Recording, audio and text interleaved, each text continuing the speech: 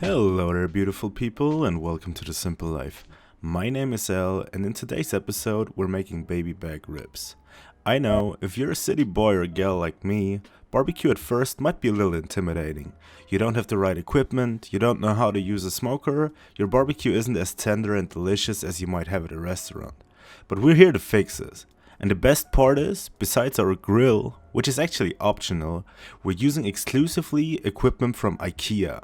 In particular, the Consus baking tray with a wire rack and the Variera pot lid organizer, which makes a great adjustable rib rack. Without further ado, let's get them gloves on and let's talk about why baby back ribs are a great starting point. The fact they're cut straight and very evenly, with no excess fat you need to trim or worry about, and the rather compact size compared to other cuts of ribs, makes them great for apartment cooking and smaller grills. The only prep work I'm doing to my ribs is removing the membrane on the bottom of the rib. This is an optional step. The membranes will break down to a gelatinous-like tissue when cooking, and makes a firmer rib rack in the end. Flavor-wise, you're not changing a whole lot, it's purely a texture thing. For removing the membranes, just slide the back of a spoon between the meat of the ribs and the tissue. Pull it off with your fingers, or if you can't get a firm grip on, use a paper towel for added friction. If smaller bits of membrane are not willing to cooperate, just leave them on. As we have that covered, let's talk about seasoning. We're going to be working with a dry rub. However, we need some product to make that stick. I'm going with light yellow mustard, spreading that all over the ribs. This is not so much for flavor, as it is just for the seasoning to adhere properly. You could go with barbecue sauce, maybe even ketchup. I wouldn't dare to try that though. Speaking of rub, let me introduce you to my rub shaker. And guess what? I'm already cheating. You can't actually get these at Ikea. It's just a convenience thing for when you work with blends. And as you see, quality varies. For my blend, I'm going sweet and spicy. Using packed brown sugar, ground cumin, ground paprika, crushed sweet paprika, a good mix of pepper and salt, and my secret weapon, smoked chipotle chili powder. Rubs are very forgiving. Find what you like. Go classic Texan with only salt and pepper, do as I do, or get creative and tell me how that fish sauce pineapple ginger seasoning worked out for you. Cover your ribs in seasoning, but don't overdo it. Keep the ratios to seasoning and meat in mind. Don't throw any of that excess shake-off away, as we're going to use it later on.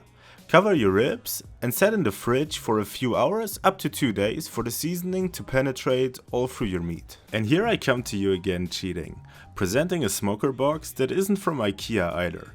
Guess what? Most gas grills ship with a smoke box included. This time, however, you can actually buy one of these at Ikea. I won't pretend I'm a smoking wood expert, but apparently you can get very different notes depending on what wood you use. I'm using hickory chips, as this is the only wood commonly available where I'm from. However, you want to make sure to fully soak your chips. On small batch smoking like this, dry wood will instantly burn away, and we want to extend our short smoke time as much as possible. Another legendary camera transition later, you want to place your smoke box above a low flame. What you see right here is water evaporating. About 5 minutes later, you should see some good smoke development. Place your rib rack right above it, to maximize the amount of smoke touching our ribs. Out of these smoke boxes, you can expect about 20 to 35 minutes of smoke, so we really want to catch as much of it as possible. Gas grill smoking in this kind of setup works great for ribs, as you're not looking for a lot more smoke time. You will however run into trouble with bigger cuts of meats like brisket or pulled pork. When there's no more smoke development, take your ribs off. They should have shrunken up a little and turned slightly red. As for the leftover seasoning in our baking tray, we're adding apple juice and a water-vinegar mixture to steam our ribs in. You want to make sure that your liquid level is just below your wire rack, so you infuse your ribs with the sweet and sour notes from our juice and all the leftover seasoning, but do not boil them. If you have 2 of the Conix trays, place them on top of each other and you have a tight seal. Otherwise, cover them in aluminium foil. We're looking to steam these, depending on your preferred tenderness, for 60 to 90 minutes, or until the liquid is completely evaporated. I'm going with medium heat, about 200 Celsius. They should come out very tender and juicy. As you can see here, they're just falling off the bone with no effort. As a final touch, we want to give them that nice glossy exterior. Finish them on the grill or in the oven by lightly brushing barbecue sauce on all sides. You want to caramelize the sugars in the sauce.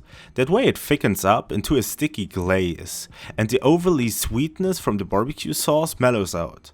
We're looking to complement, not overwhelm our ribs. Finally, it's time to serve them up, ideally with something acidic like coleslaw to cut the richness from our ribs. So let's dig in and see if they're any good. They break apart with little to no effort, and right away you see the glaze is sticky, the meat is super tender, just falls off the bone clean. There is a dominant spicy note from the chili, combined with deeply caramelized sugars. It doesn't come off as sweet, more like the heavy accent of burnt caramel, but in a really good way. Then you have this pungent, bacon-like note from the smoke.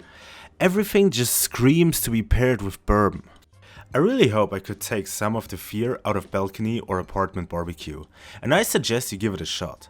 It is super easy, requires little actual cooking time, it's relatively cheap and a great crowd pleaser. Thank you so much for watching, and I'll see you next video.